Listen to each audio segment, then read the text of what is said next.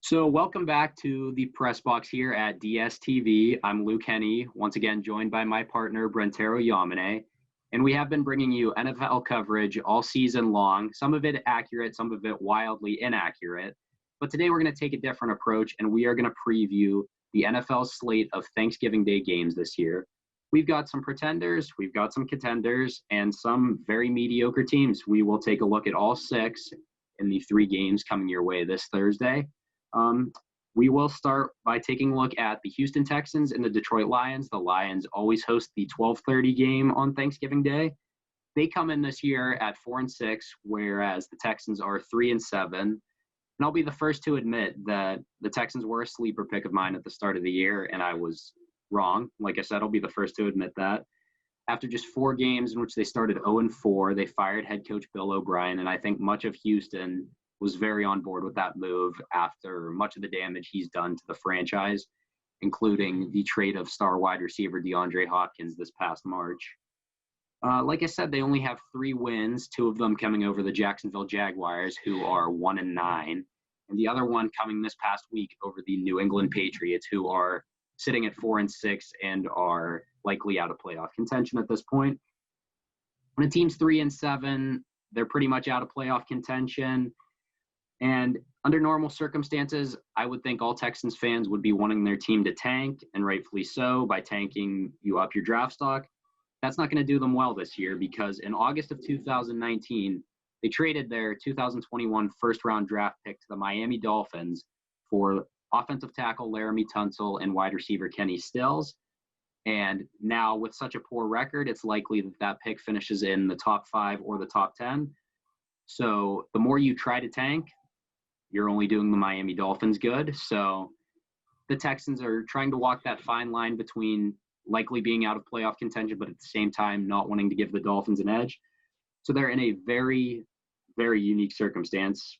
With just 6 games left to go, I kind of take a look at this as being a tryout. You know you're going to keep Deshaun Watson at quarterback. He signed a massive extension. And in all likelihood, you're going to bring David Johnson back as your starting running back. I've hammered down on their wide receivers all year, whether that be Kenny Stills, Brandon Cooks, or Randall Cobb, in addition to Will Fuller. Will Fuller was dangled a little bit at the trade deadline. Ultimately, he ended up staying, but we don't really know his future there. Stills, Cooks, and Cobb, on the other hand, are all very expensive options.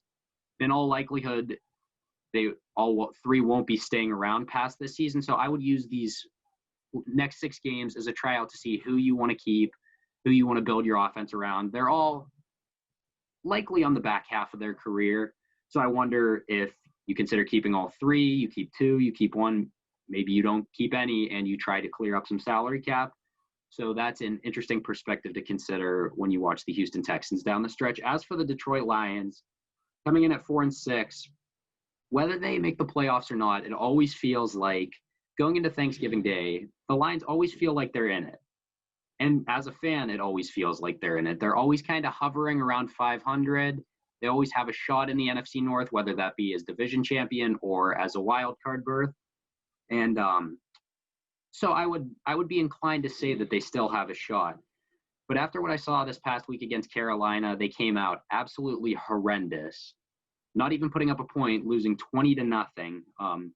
Coming into this week, I felt fairly confident about their chances, given that they had Carolina and then Houston. That should have been 2 wins to put them over 500. Now, their remaining schedule is pretty difficult. They still have Chicago, Green Bay, Tennessee, Tampa Bay, and Minnesota. So in all likelihood, a playoff berth could falter. But the fact that they couldn't beat the Panthers is very, very concerning to them and to their playoff chances. You want to have any shot at that final wild card berth, you have to beat Houston this week. And one thing that possibly could deter the chances of that are the concussion to star running back DeAndre Swift. He missed this past week's game against Carolina, and the void was to be filled by Adrian Peterson and Kerryon Johnson.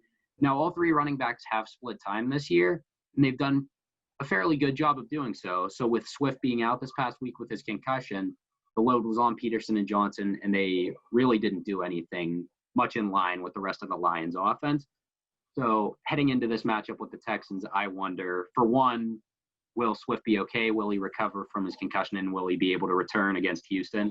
And if not, can Peterson and Johnson fill the void better than they did this past week against Carolina?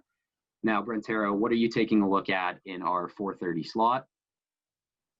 Yeah, so the 4:30 game this Thursday is between the Washington football team and the Dallas Cowboys. Dallas always hosts the 4:30 game on Thanksgiving Day. And I'm telling you right now, Luke, even though both teams are like 3-7, I'm like really excited for this game. Both teams are currently below 500, and they're both playing for something right now. They're playing for division title, to be honest with you. Whoever wins this game, they will be first place in the NFC East at the end of that day, which means a lot being 4-7. I just want to talk about the records for both teams real quick on Thanksgiving Day. Dallas, as I said, plays basically every Thanksgiving year since the start of like the 1960s, something like that. But their overall record is 31-20-1, while Washington's record on Thanksgiving Day is 3-8. Just a little fun fact if anybody was interested in that, though. The two veteran quarterbacks in this game are Alex Smith and Andy Dalton. They will be the starting quarterbacks in this game. And it'll be fun to watch because they're both experienced and they both know what it's like to lead their teams into the playoffs. This year will be Andy Dalton's first Thanksgiving game, while Alex Smith, this will be his second Thanksgiving game, as Smith's last game was in 2011 when he lost to Baltimore by a score of 16-6. And at the time, Alex Smith was on the San Francisco 49ers, and that matchup was the first time that Jim and Joe Harbaugh faced off against each other. For Washington, they simply just need to watch for Andy Dalton. When they first faced him earlier in the year in like week 7, he wasn't that familiar with the offensive playbook, but now that he's gotten more games in, now that I should say he has played more games and he's gotten more reps, I'll say he's more familiar with the offensive playbook now than he was before. For Dallas, they're at home.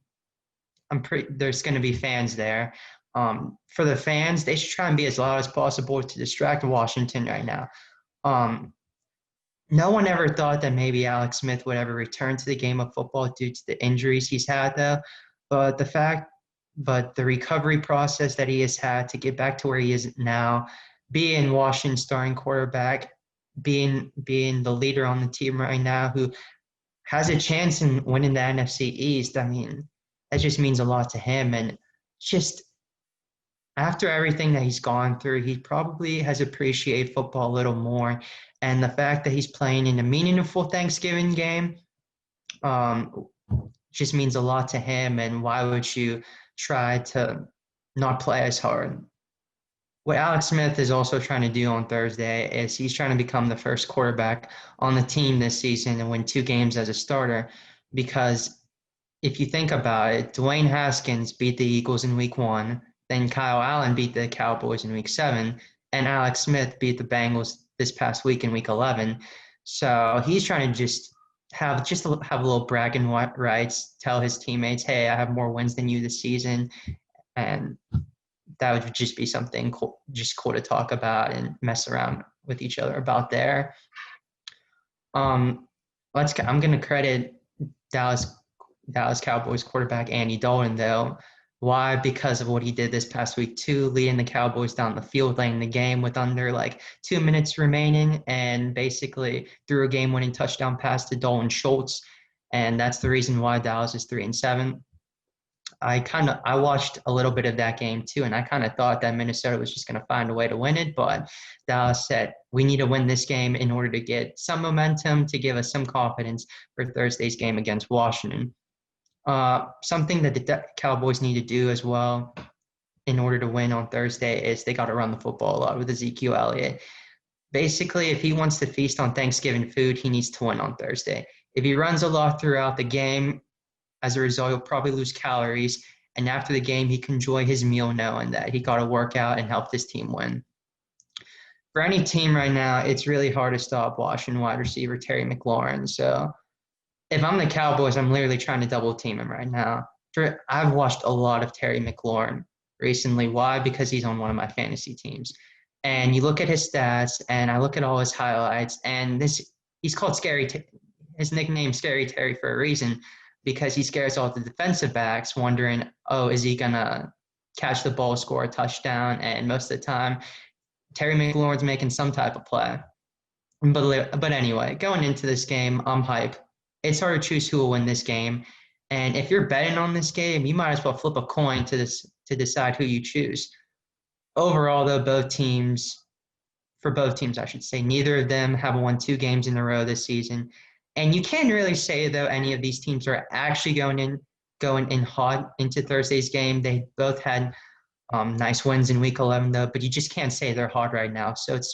So you've got to think about whichever of these teams win this game, it could be the statement game that gives them momentum for the rest of the season.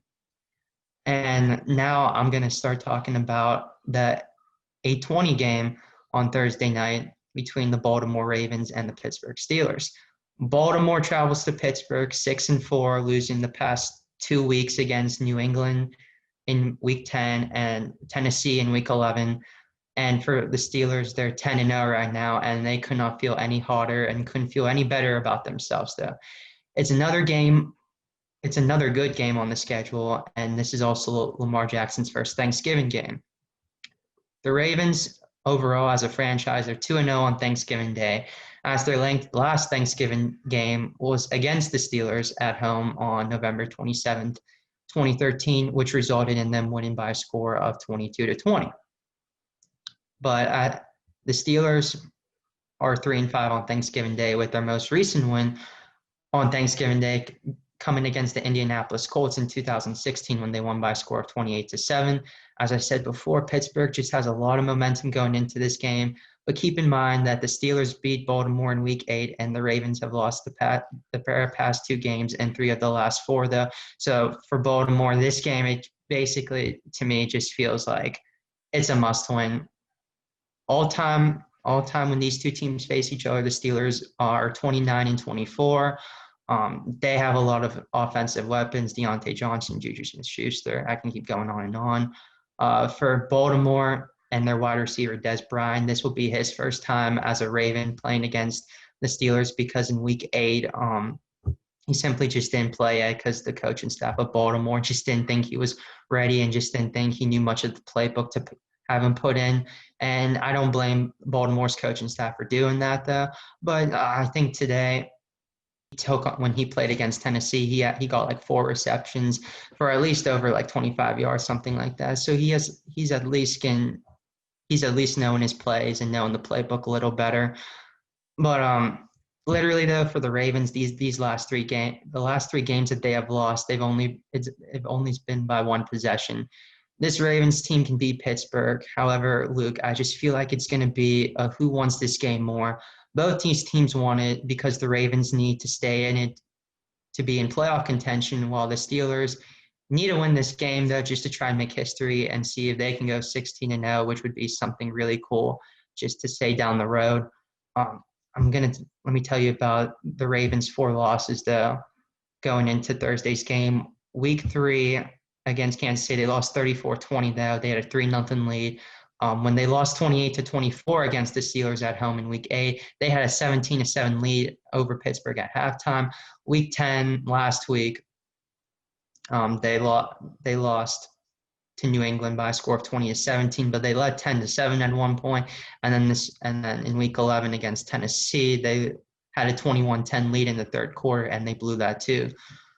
When Lamar Jackson is on national television, he's not the best quarterback, though, but he is only in his 3rd year. But you might also say it's clearly maybe his full 2nd year, though, because you can say that his rookie year in 2018 wasn't really a full year of him developing.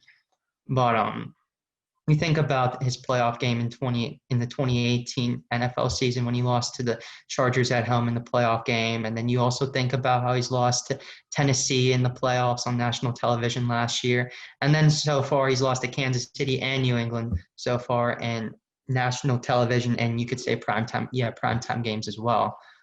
For the way that he can beat the Steelers really is by running the football, not just Lamar, but like the whole Baltimore team in general on offense. It's important that he makes the Steelers chase after him. I think he definitely had over 100 rushing yards against the Steelers in Week 8. And besides Jackson running the football, they have other weapons they can use to run the football as well, like J.K. Dobbins, Mark Ingram, Gus Edwards. Even though Ingram and Edwards don't get as many carries as previous years, so they have the experience to know what's it like to like run the football against the Steelers, what's it like to be the leading rusher on their team too. So I just feel like if the Ravens just really run the football a lot, then they might cause the Steelers some problems though, since the Steelers on defense, they're known more of being a passing defense rather than a rushing defense. They're still a really good defense, don't get me wrong, but just like I think everyone who's a Steelers fan and who's watched a lot of Steelers games know that when the opposing quarterbacks throw on the football, watch out because that Steelers defense can be ready for that. Basically, the least interceptions for Lamar Jackson and the Ravens, the better. He's thrown 6 interceptions, and 2 of them were against the Steelers. Statistically, the Steelers are a better team, but for Baltimore to not only win, someone on that defense is going to need to make a hit, Luke. There's no more Ray Lewis on that team, no more Ed Reed, no more Terrell Suggs, no more Haloti Ngata. And for Ravens fans throughout these past, you could say, 5 years or so, it's just different seeing a Ravens defense that doesn't play as physical and they focus more on just like how are we going to turn the football over? How are we just going to make a play rather than just trying to like injure someone or just like be physical there. But really though, like that's what that defense might need to do on Thursday's game. If they play physical, they might not only win a game, but they might injure a Steeler. It's not that pleasant to think about though, but sometimes you have to do what you have to do to win. This overall is just a big divisional game, and no matter what happens, this game is going to be another chapter in this great rivalry. For Baltimore, it's a must-win, and Luke, you probably have more to say on what the Steelers need to do to win this game and how much pressure they have going into it. I really do. You capped up my thoughts about Baltimore very, very well. For starters, before I touch on Pittsburgh, Baltimore's 4 games behind already, and if you take a look at it, they've lost to Pittsburgh once already. That basically puts them 4.5 games behind. You lose this week, you're 5.5 games behind. You're eliminated from divisional contention because at that point, the best Baltimore can finish is 11-5. Well, the worst Pittsburgh can finish is 11-5. And obviously, in that scenario, the Steelers would have the tiebreaker. So you're fighting for your divisional life at this point. Now, a wild card berth, especially with the added berth for this year's playoffs, is still obviously very much in contention. But I think you ask any team around the league, they would take a division crown over a wild card berth any day of the week.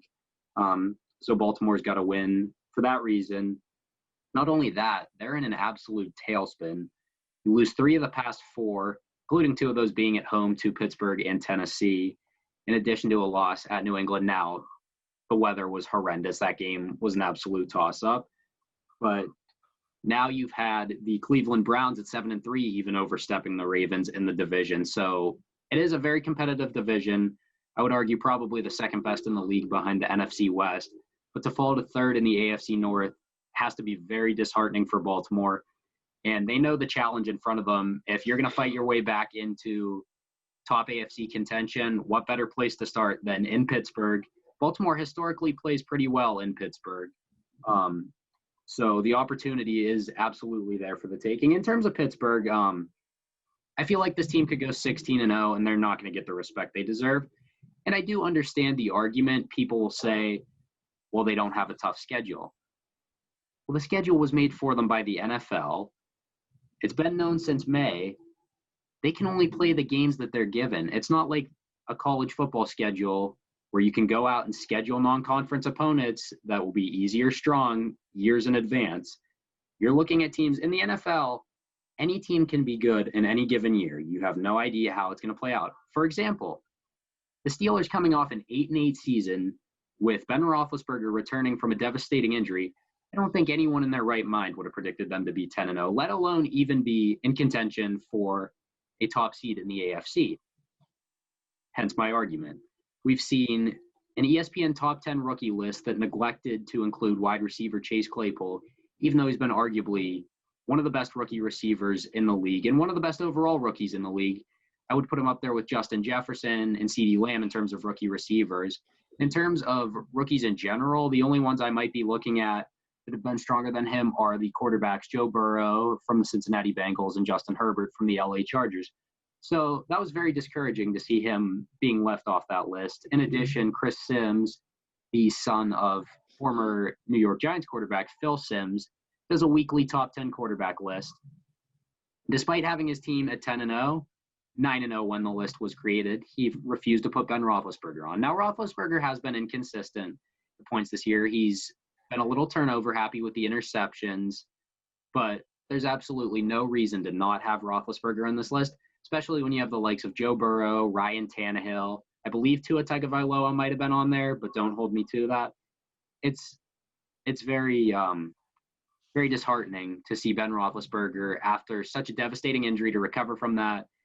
And he does have tons of offensive weapons. We've talked about those before, whether it be Claypool or Juju Smith-Schuster, Deontay Johnson, James Washington, Eric Ebron. He's working with a lot of weapons. It's not like he's working with a group of third and fourth stringers. He's working with very talented receivers.